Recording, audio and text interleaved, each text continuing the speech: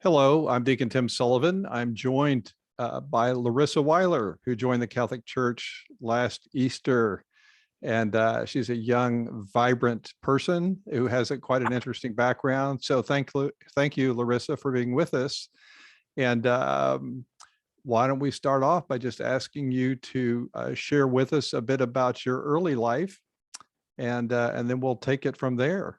Awesome. Yeah, good morning. Thank you so much. So I grew up here in Oklahoma from Grove originally, now here in Tulsa. And so just grew up in a Baptist background. My mom was kind of the leader as far as spirituality in our home. My dad was kind of on the fence. So grew up with about 50% of my household kind of on the fence, if you will, about just spirituality at large. And so growing up, like I said, I was involved in the church and things like that. I graduated high school in 2008 from Grove, which was really a big year, politically, everything going on that year. And so went to college that year and just got swept up, I would say, and what a lot of young people do, right? You're away from home, you're not around kind of that family structure. And so just got away from the church and involved with more so things that I was interested in, what I felt like were my gifts, which were social work and campaigning. I was able to get involved in some things like that locally in Joplin. And so that took me through college. Like I said, I found my calling with what I cared about was social work. I was in Joplin during the tornado my junior year, so really had an opportunity to use that experience and get more involved in the community with children with PTSD and things like that. My junior year, my father started getting sick. So that's where some kind of the things that came into play as far as my attitude of sort of switching, I would say, with religion. So I went from being kind of passive, I would say, to more so looking for where I could point that blame, right, with things deteriorating for my father's health and things like that. And I just didn't have any guidance really in my life other than that I felt like there was some fault to be placed on why he was sick and why things were going the way they were going. So once I graduated, he did get sick and passed away in about the winter of 2013. And so when that happened, that was really for me that switch of going from, like I said, being passive to I would classify it honestly as hostile. And so I placed all the blame on why I lost my father and things like that on God. And that was just, I was critical to family members. I even said at one point that I felt like they chose religion as kind of their crutch to get through the tough time. And so it's funny now, I have a lot of things that I have to work through about things I've said about religion. And that's one of them being, I felt that it was something people used to get through. And so my option to get through things were things like exercising, my work. And so I just really dove into a career. And for the past 12 years, I've been working in corporate America. I left social work. And so that my job actually brought me back to Tulsa in the past few years. And that's how I got hooked up with St. Bernard's. And so, yeah, it's like I said, we've transitioned. We moved here in the middle of COVID. And so it's been a learning experience coming back. And then, like I said, getting introduced with you guys and getting a Catholic husband.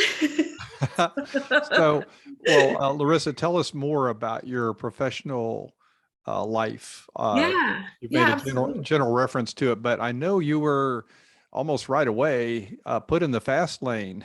Uh, Yeah. So I went from, like I said, doing social work and doing something that I was definitely very passionate about to getting an opportunity somehow to go and work on a very large federal healthcare project. And I went from just kind of being like an operational person to being a pretty important person's right-hand man. And so my lifestyle revolved 100% around my job. That was my personality, from the outside perspective, I had it all, right? I had a very rewarding career. I was involved in some really, just kind of crazy things that are going on right now with our government and healthcare. And so I felt like I was on the cutting edge of things. Like I said, I had the lifestyle, I had a fiance, I got to travel, do all those things that my generation really personifies as what success looks like. And about 3 years into that career course, I felt like I reached the peak of where I felt like I wanted to be professionally. And when I reached that peak, there was that moment of this is it. Like, so, and it just from there, from that peak, as with all peaks, then came the descent, right? And so disillusion just completely set in for me at some point. And so in the middle of that disillusion, this was about to the beginning of 2019. So about 5 years, 6 years into my career, I was at a point where I wanted to be relocated for my job. I wanted to be in DC, and things weren't going the way I thought they should go. And turns out they weren't going that way for a reason. I was really instilling myself in where I needed to be, which was what allowed me to meet my husband, Andrew, in Kansas City. He had just been relocated there from California, and we were teammates. Really became best of friends and coworkers. And unbeknownst to me, was a Catholic. And I actually didn't really know he was a Catholic until we started dating fully. And so that was, it was definitely, at the time when I found out he was Catholic, I was completely closed off to it. He barely would approach the subject. We went to mass and things like that, on occasion, but I was still pretty cold, if you will. So he came in at an interesting time in my career, and it really motivated me to look kind of internally. When you find someone that's worth really dating and, that you want to marry in today's society, it's so important to figure out, okay, what am I bringing to this situation? And one of the things he brought was his religion, and it just was something that stuck out to me. And he, like I said, he never forced the subject. I just occasionally went to mass, and that's where some of the growth started to happen, unbeknownst to me. Obviously, I still didn't know what was going on. So before we get to that, could you just say a few words about the culture in your career and the companies that you worked for? Yeah. So the culture was, and it may be a blanket statement across lots of corporations, but it was very negative. It turns when things on a large project, or really any project, I'm sure, at the corporate level, go negative, there's going to be that level of where people turn on each other. So I was in an environment that there was no trust, there's no true unity. It was really everyone for themselves, that true cutthroat environment. And so I was almost conditioned to that, so it's funny about being where I'm at now, coming into St. Bernard's, and meeting, the parish community was just a 180, honestly, from people that I had been around and what I was used to. So it was just a negative environment. I internalized that, I contributed to it. So yeah, that was my attitude and where things were at as far as that lifestyle, so like I said, it did look great. It looked, anyone else would think I was very happy and doing what I wanted to do, but I was pretty miserable. So you shifted from that to getting married, Yeah. having a child, and getting, as you say, mixed up at St. Bernard's. So did something happen in your new life as a wife and a mother and someone going to church with Andrew that kind of signaled a significant change in your outlook? It did. So really, like I said, one day, Andrew and I went out, and what really signaled it to me about the difference between him and so many other people I was around at that time was we were at an art museum, and we were looking at this painting, and all of a sudden he's just describing this painting to me, and how the artist works and all of these things. And I looked at him like he'd just grown 3 heads, like, who is this human being? I don't know anybody that thinks like this. I didn't. Yeah, right. Who is this man, And so just slowly but surely, getting to know him, like I said, he served twice overseas in combat missions in the military. And one thing that he said to me always was that the one thing that never changed about his life, he's been through so many hardships, was his faith. And so like I said, I would slowly but surely, I went to a few masses when we were in Kansas City, and my first mass, just terrified. I will be completely honest. Between not knowing what if I was going to stand up at the wrong time. And I was at a point of like, does God even want me here? Because like I said, I kind of glossed over it, but I was very negative about religion. I was very vocal. I was in confrontations with my own family about my beliefs. And so I was genuinely at a point of like, am I even someone God wants in his building? So that was where I started, winter 2019. And then once we got married, which we actually got married outside of the church, Andrew was a big proponent of getting married in the church, but I just had no concept of why you would even want to get married in the church. And so once we had Lizzie, it was obviously important for him to have her baptized, and I wasn't, going to go against that. And so we went to the baptism, and that was really my first, I would say, true introduction to what I guess I will call it more like rigorous Catholicism, right? From, baptism, growing up Baptist, getting baptized is just, it's pretty, like, I would say, less rigorous, I think, than Right. it is in Catholicism. So that was okay. You could handle that. Yeah. Yeah. So to see that process and kind of the reverence and everything that went into that just completely piqued my curiosity.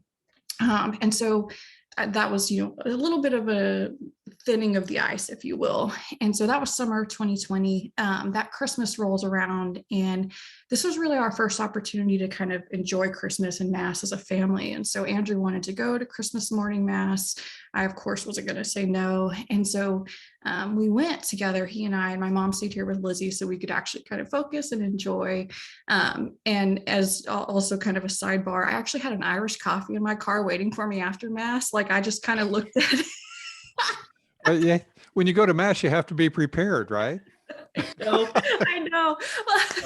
So I was kind of like, okay, so you go to Mass and then you get to have fun, right? There we go. Yeah. Get Mass over with so you can have your Irish coffee. Yeah. Exactly. I get it. Yeah. Exactly. So that was my attitude going into that morning. And we're sitting there, and I don't remember the exact spot it was in the Mass procession, but I just sat in silence for a moment. And in that moment, I heard the phrase, "Let it go." And I've tried, one of the hardest things for me is trying to figure out, as someone who has been completely closed off from the idea of God, how do I explain to someone that I heard a voice and I know it wasn't just me talking to myself? And so that has been, to me, the hardest part of wrapping my head around that experience, because I know what I heard. And in that simple, those 3 words, I heard so much about everything I needed to do. There was no question. I needed to let go of all of the rage I had built up from losing my dad, the anger about the direction my career went and some of the injustices I had seen. There was just a lot of negativity that weighed me down, that I carried around almost like a medal. Like it almost made me better that I had all of this negative experience and I somehow was able to overcome it without religion. And so to hear that, it was just, like I said, it answered everything I needed to know. And so it put me in a position of, okay, so I just heard God talk. What do I do now? Yeah. So what came next? I mean, after you finished your Irish coffee. Yeah, after the Irish coffee, of course. Yeah. I think it was this was Christmas morning. So it was that following Monday, actually, Andrew knew all about RCIA, of course. And so he told me to reach out to the parish. And I think I emailed or called. Either way, you contacted me, and I came in, and I can't remember what all of my questions were, but I know I had some. And yeah. I know when I walked into your office, it was like I don't know why I'm here, but in that moment, and that's something I think that has been so great about learning about evangelizing that you guys have done so well on, is if I had walked in there and you hadn't been ready or you hadn't been genuine, that would have been the end of my story. That's kind of scary. Well, at least for this section of my story, right? I'm glad I didn't know that. At least this part of my story. Yeah. But that genuineness that you brought to the table, we talked about science, like all kinds of things that I had never had conversations with before in an environment that included God. And so, blame it on, years of propaganda, whatever it is. But I was just so closed off from having a genuine discussion like that when we had that, it just blew me away. So then there really was no question of like, okay, well, I'm doing RCIA, I guess. And so I joined RCIA in January of 2021. No, 2020. Yeah. Yes. Yeah. 2020. Yeah. Yeah, sorry. And I got to go through that. And in the process, I was actually still working in the environment I had worked in, only at a smaller business. And so I still had, still that conflict of, okay, I'm a mom and a wife now. I have this career though that I'm not super amped on. What do I do about this? And I knew I was still not checking boxes when it came to like being that person I needed to be at home. I knew I was capable of being that person as a coworker or whatever, but some of the things that I knew God was calling me to do at that time were just so foreign to me still. I just had no idea what to do. And so actually in one of our RCIA lessons, we talked about discerning God's will. And in our small groups, we went into just, how do you put yourself in God's word each day? And so, we were all talking about how we spent time going through the Bible. And during that session, actually, my sponsor was talking, and I opened up the Bible, and it was my dad's Bible, actually. And it opened up to I think it's Psalm 51, that it basically, riches do not redeem. And right before that, I was praying, what do I do about this job? And it opened up to that psalm. And every day since, I swear, I go open that Bible and make sure it doesn't fall just to that psalm, just to prove it. But that really answered a lot of questions for me as far as where my priorities were and what God wanted me specifically to be working on. And I realized that my career really wasn't serving that purpose. Yeah, you can pay the bills and that's great, but if you're not showing up as a mom and a wife where it matters, that's probably a little worse. So in the middle of RCIA, I decided to leave my job and I was confirmed at Easter, and it's been the best experience that I've ever had. So, yeah. So glad to hear that. But I'm not surprised. You're right. Absolutely. I'm not surprised. So I know now you're thinking, okay, where do I go job wise? You're expecting a second child. You are. So the motherhood thing is kicked in big time. And then I know also you have some followers on social media. I don't know any of the details.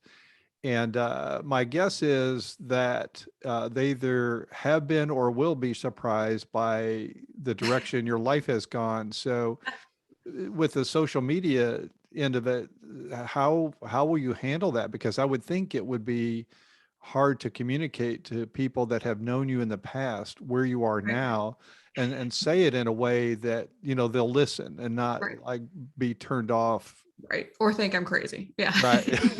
Yeah. Right. Right. Well, you're absolutely right. And so that was something that was interesting to me was, it's very easy to come to a place like St. Bernard's where you've got just a good community of people who are so welcoming and want to, like my sponsor Chantal was constantly, text me if you need anything. I always had someone there for discernment, and so it's easy to go from that environment to tell your story and share this kind of development. And it's not so easy to go whenever you've been where I've been, right? Which has been completely critical. I almost have friendships around, built on, we were dissenters of everything, right? And so so that fear was obviously something that from my perspective was going to be used against me, right? About don't do it, you're going to be labeled a heretic or whatever, like don't do it, just avoid it. And so that was kind of my first response, is like, I'm going to not do this for a little while. But it became obvious that I couldn't just avoid it. because I felt like I was lying to my friends, honestly, at that point, right? People genuinely wanted to know how I'm doing, and so when I put it out there, which has been about 3 or 4 weeks ago, I think, I just blanket put it out there and said, here's what's going on. I've left some social media platforms, but Twitter is still is still my go-to for just all kinds of reasons, but specifically for like news sharing and things like that. And so once I put it out there, though, the overwhelming response has been pretty positive. I even had the opportunity recently to go back home and talk to some people that I went to high school with, people who have probably written me off as a crazy loon over the past 12 years that they didn't have anything in common with anymore, and find out that, we do have a lot more in common, especially like telling my story about actually, feeling like I heard God.